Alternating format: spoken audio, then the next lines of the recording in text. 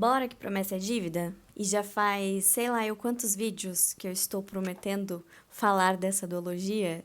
Eu sei que eu comecei a falar dela desde o vídeo da duologia do Rei Pastor, Uma Janela Sombria e Duas Coroas Retorcidas, porque foram os 4 livros que eu li naquele mês.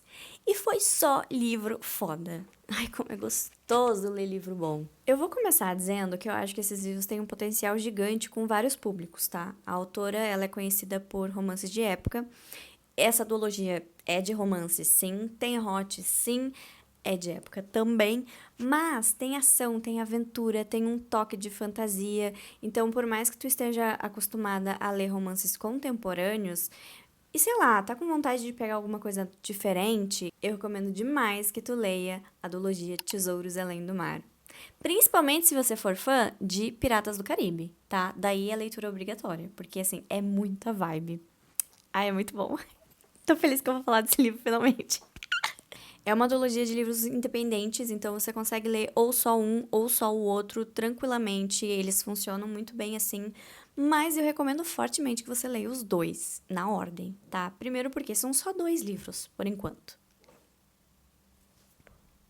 Eu tô provocando porque tem um personagem secundário que todo mundo pede pra Hortência fazer um livro dele. E ela já falou, gente, pode ser que um dia saia, mas pro nosso azar esse dia não é hoje. Então tá tudo bem, foi só uma brincadeira, sem pressão, tá? Mas enfim, gente, são só 2 livros, são livros curtos, bem tranquilos de ler, uma leitura bem fluida, uma escrita bem gostosa, então assim, não tem por que não ler os dois, tá? Vamos começar. Aí já, é uma duologia, encare a verdade. Leia os dois e você não vai se arrepender. Eu vou começar dando um resumo, eu vou ler sinopse aqui pra vocês de cada um dos livros, depois a gente vai começar a pincelar as minhas opiniões pessoais e daí eventualmente a gente vai chegar nos spoilers.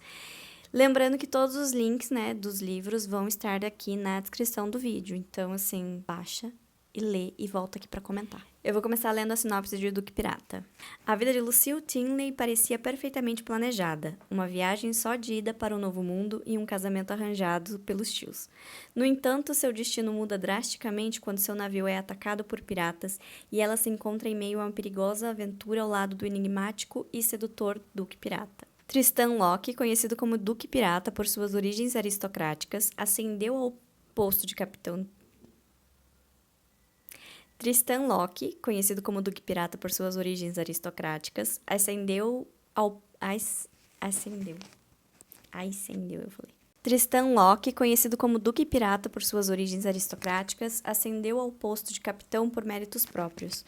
Com um passado marcado por segredos, ele se dedica a enriquecer e a semear o caos nos mares do Caribe.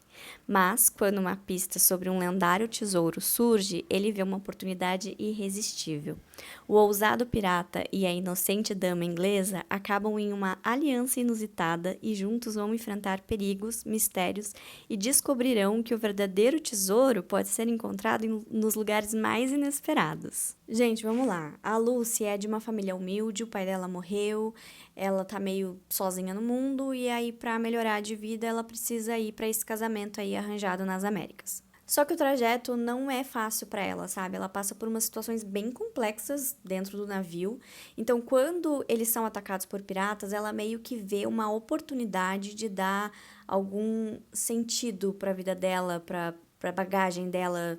Bagagem no sentido de, tipo, da história, da origem dela, do lugar de onde ela veio, essa força que ela tem dentro dela. E ela acaba se provando útil para a tripulação dos piratas. Então eles fazem meio que um acordo. Eles combinam que ela vai ajudar eles a achar esse tesouro que eles estão procurando. E depois eles vão levar ela lá no destino dela, na América, pro casamento com o fulaninho de tal dela lá, entendeu? E aí que começa o perrengue, né? Porque além de ter todo o trajeto até o tesouro, que claramente, né, como qualquer história de pirata, de aventura, não vai ser fácil, a gente tem que lembrar que é um romance. Então é muito, muito gostoso de assistir a interação entre o Tristan e a Lucy, porque tem uma vibe de romance proibido, né? Afinal de contas, ele é pirata. Nossa, quem aceitaria o estilo de vida de um pirata? Quem se apaixonaria por ele? Oh, que difícil. E ela tá prometida pra outro, né? Então é aquela vibe assim de tipo, isso não pode acontecer. Mas é claro que acontece. E é isso que faz o livro ser muito gostoso, né? Porque ele consegue costurar muito bem o romance entre os personagens, né? Essa coisa da aproximação, da convivência e aí a luta para eles não permitirem que esses sentimentos floresçam, enquanto eles estão numa busca lendária com perseguição. E é aqui que os dois livros se conectam. Porque eles estão sendo perseguidos por um oficial lá da Marinha Britânica que, tipo, botou como meta de vida dele capturar o Tristan. Então é o tempo inteiro esse filho da puta na cola deles, entendeu? E assim, é incrível porque ele acaba tendo um papel crucial na busca desse tesouro e vai se tornar o protagonista do segundo livro. E assim, você vai odiar ele e depois você vai. A gente vai chegar lá. Ai, gente, sério, eu pago muito pau pra Hortência. Eu acho os plots dela, assim, muito bem amarradinhos. Os casais, assim, têm uma química deliciosa e a escrita dela é muito boa. Mas enfim, estou me adiantando, porque eu ainda tenho que falar sobre o amor da pirata. Eu vou ler a sinopse aqui pra vocês também. Ursula Vandermeer é uma pirata audaciosa, conhecida por sua astúcia e coragem nos mares caribenhos. Quando assume o comando do Fúria dos Mares, precisa pagar uma dívida de honra para poder mudar seu destino. Thaddeus Harper, outrora uma promessa da Marinha Britânica, vê sua honra abalada ao ser preso injustamente. Amargando dias em uma cela, ele questiona os passos que o levaram até ali. O destino une Ursula e Harper, forçando-os a trabalhar juntos enquanto enfrentam segredos de um tesouro amaldiçoado e conflitos internos. Será que conseguirão superar seus próprios demônios e encontrar um caminho para a liberdade, honra e amor? Será? Eu acho que a partir daqui vai ficar muito clara a minha preferência, tá? Infelizmente eu não consigo disfarçar. O Amor da Pirata é o meu preferido. Qualquer hora desse eu vou construir um altar pra ele, mas vamos por partes. Vamos por partes, que nem eu expliquei. O Harper é esse oficial da Marinha que fica perseguindo o Tristan no primeiro livro inteiro. E a Úrsula é da tripulação do Tristan. Ela é uma pirata, entendeu? É o braço direito do capitão. A segunda em comando. A bicha é braba. Esse é o livro que mais carrega a carga de fantasia, tá? E eu acho também que o ritmo dele é mais frenético, porque tem questão de vida e morte, tem prazo de tempo, tem. Sabe, eu acho assim que ele traz um senso de urgência maior.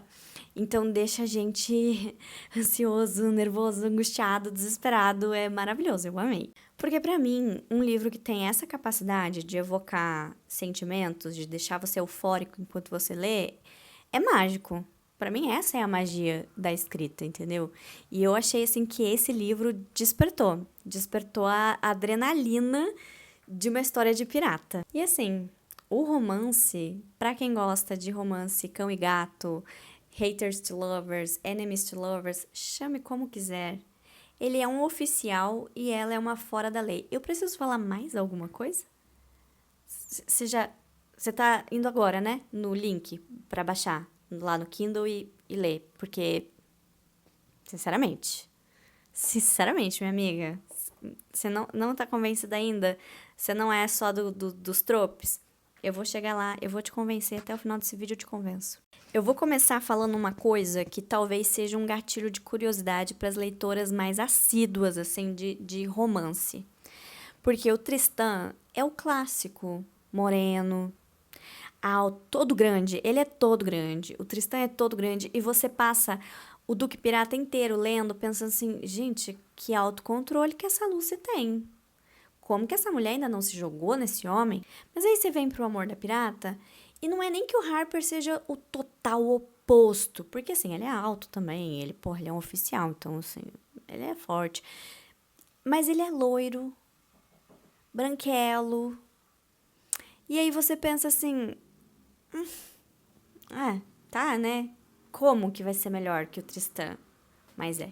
Já falei, eu já levantei minha bandeira. Esse é o meu livro preferido. Eu esqueci o Tristan tão rápido, mas tão rápido, que eu não sei. Eu não sei. Todo mundo vai lá brigar com a Hortência depois e fala, Hortência, como é que você fez isso aqui?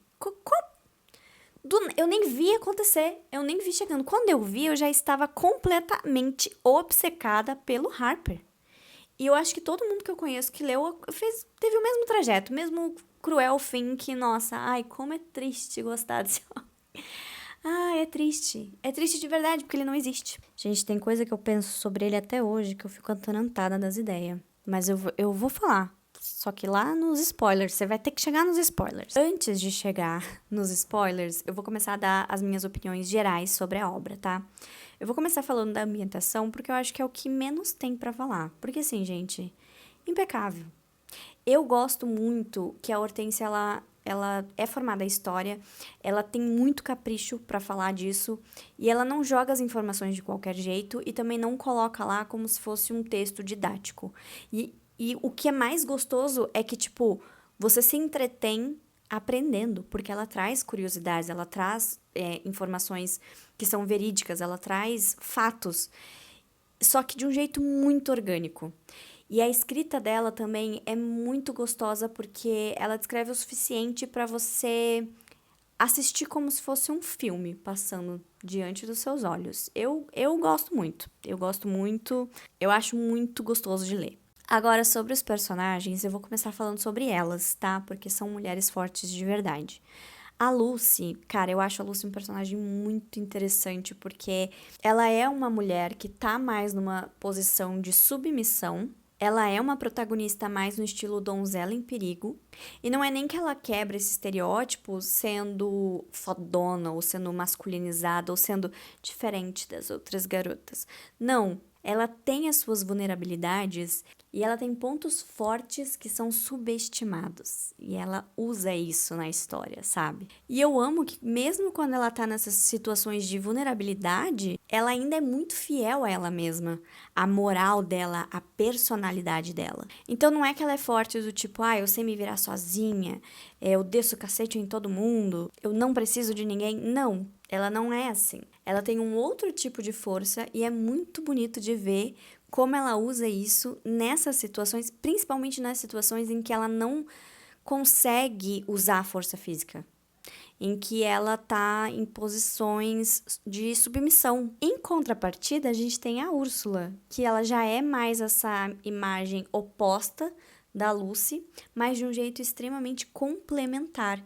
Porra, a Úrsula é uma pirata, é o braço direito do capitão, é uma mulher fora da lei. Ela é a ruptura da sociedade, né, do conceito de mulher na sociedade naquela época. Ela se veste com calças, ela usa roupas que são consideradas de homem, principalmente para se camuflar, principalmente para ter uma aceitação, afinal de contas ela está inserida num ambiente que é majoritariamente masculino, mas ainda assim ela não é masculinizada por estar ali, por escolher essa vida.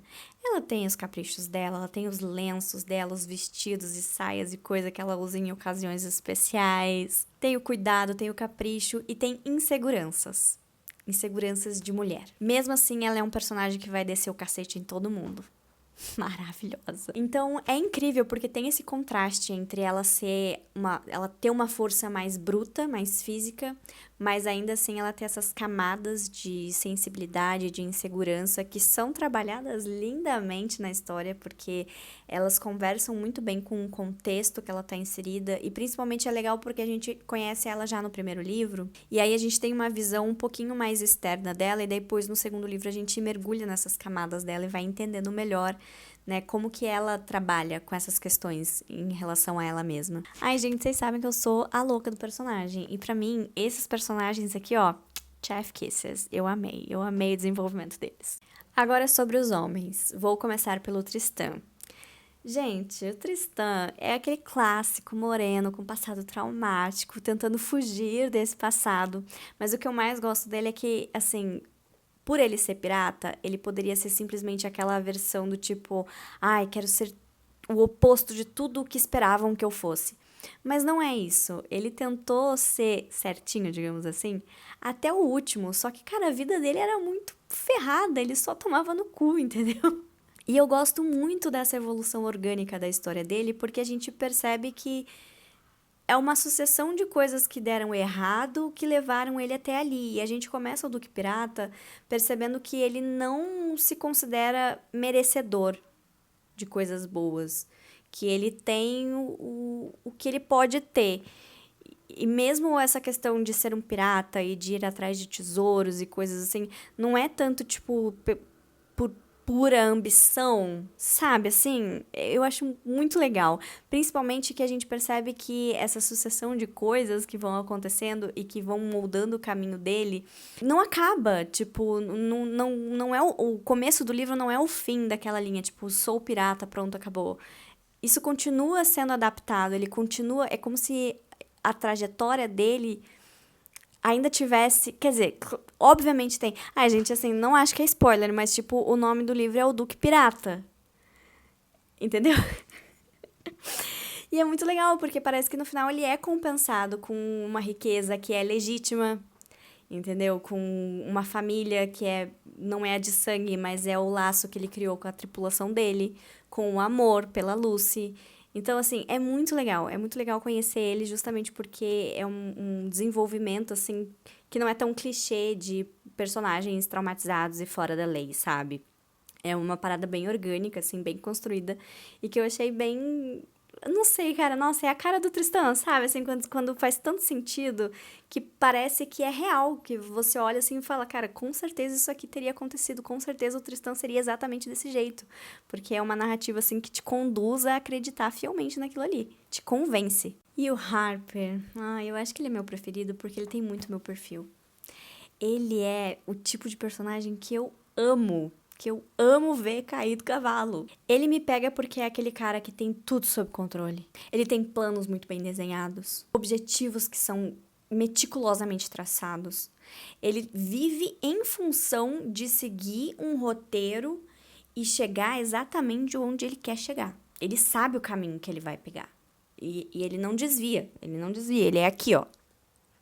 Ele é muito prático, lógico, racional. Igualzinho o Caio de Mariposas ao Redor do Sol.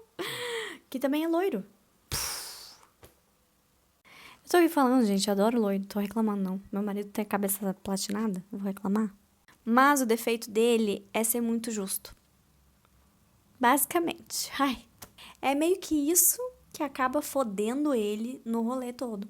Porque ele não consegue ser completamente indiferente a situações de injustiça. E, como consequência, ele perde tudo o que ele tinha e tudo o que ele acreditava que ele era. Então, ele precisa se refazer. Mas sem todas essas coisas que ele perdeu, sem essa essência, ele nem sabe o que ele é, ele nem sabe o que ele quer, ele não sabe pra onde, ele não...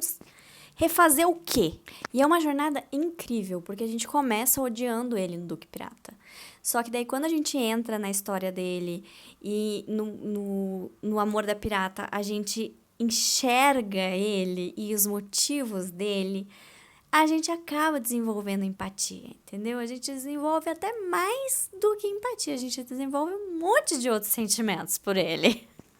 E aí, agora eu vou começar a falar do relacionamento desses casais. E nessa parte não vai ter como não dar spoilers. Então, assim, se você não quer saber mais nada, porque você tá muito intrigada, tá doida pra começar a ler, a hora de sair do vídeo é agora. Só não esquece de se inscrever, de deixar um like. E comenta aqui pra mim se você tá saindo, sei lá, não viu o vídeo inteiro, porque tive que ler.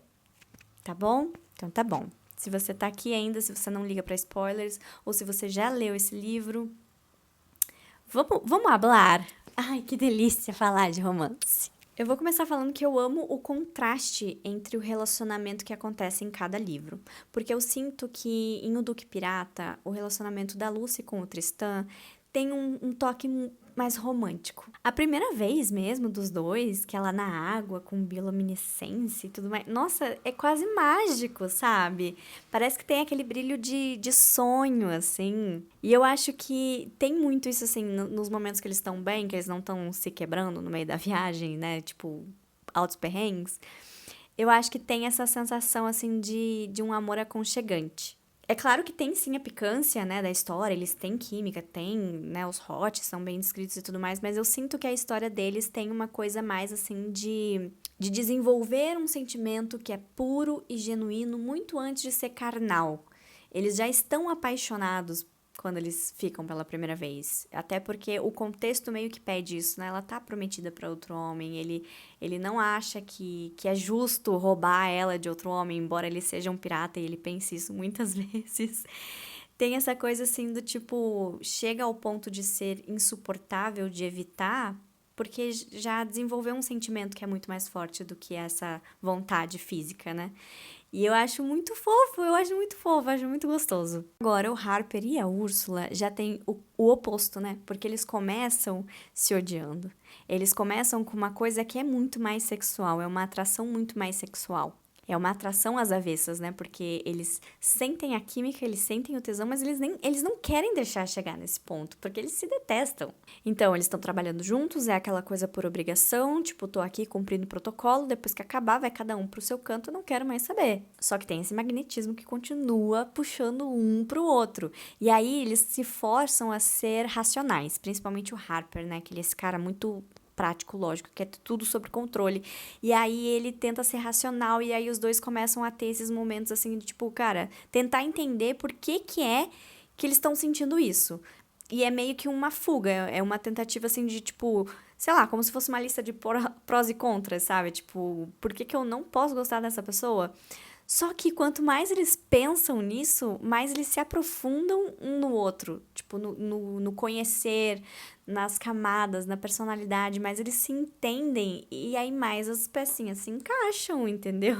E assim, a cena do vinagre, né, gente?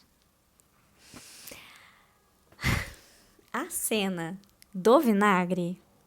Vocês lembram que quando eu gravei o vídeo sobre a Janela Sombria, eu comentei que eu tava num show, que eu não tinha como participar do debate, mas mesmo assim eu entrei numa chamada de vídeo, né? E eu participei, entre aspas, do debate desse livro também, do Amor da Pirata. E eu. Ai, Deus, eu ainda penso nessa cena e eu só fiz um comentário sobre esse livro, praticamente, que foi sobre essa cena. O homem enfiou uma esponja com vinagre nela e fui eu que fiquei vendo estrelas. Porque assim, pra mim eu acho que é o equivalente à mordida da Misery que eu falei no vídeo sobre a noiva da Hayley Hazelwood. Equivalente. Sabe aquela cena assim que, nossa, é a superior, é a cena. Detalhe, eu já sabia, eu já tinha lido trechos dessa cena.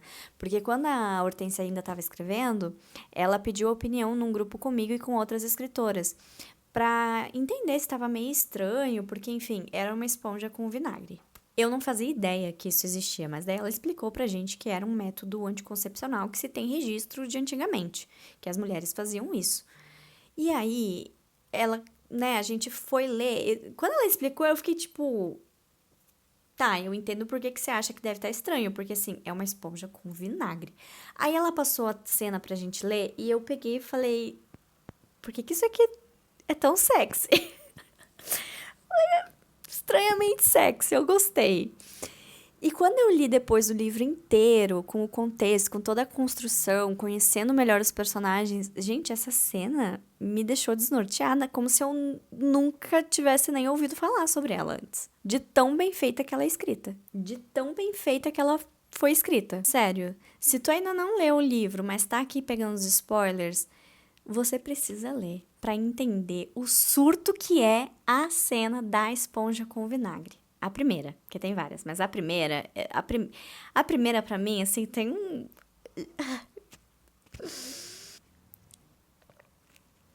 Enfim. Agora vamos falar de fantasia? Porque pra falar de fantasia não tem como não dar spoiler. Uma coisa que eu gosto bastante, assim, é que no primeiro livro eles estão atrás de um tesouro lendário, né? É um tesouro, assim, que ninguém nunca achou.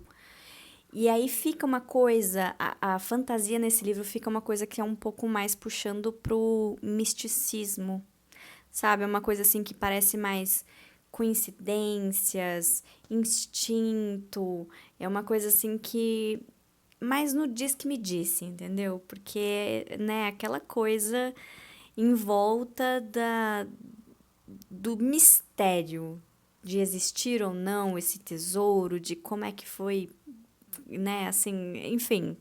Ele tem uma coisa que não é tão fantasia mesmo, né? Tem o toque lá, mas você só começa a sentir isso a partir do momento que você entra no segundo livro, porque daí a gente vai mergulhar na maldição desse tesouro. Então, com o Harper amaldiçoado, a gente começa uma corrida contra o tempo, porque, meu Deus, não pode deixar esse homem morrer, embora a gente nem goste tanto dele ainda, e no começo a gente tá meio tipo, ah, tá bom, você foi um pouquinho legal, mas assim, o que tem?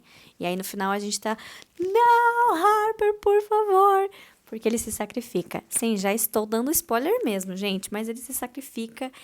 E eu tô falando isso justamente porque daí entra uma parte mais profunda ainda da fantasia mesmo dessa história, que é quando ele é engolido pelo oceano. Eu amei que esse livro não traz uma criatura mística, né, mítica, de piratas, assim, uma coisa mais corpórea. A entidade desse livro é o próprio oceano. Ele é tudo e nada. Ele é uma coisa assim que existe e não existe ao mesmo tempo. E ai, meu Deus do céu, quando essa criatura fala, eu vou chamar de criatura porque é o que tem pra falar.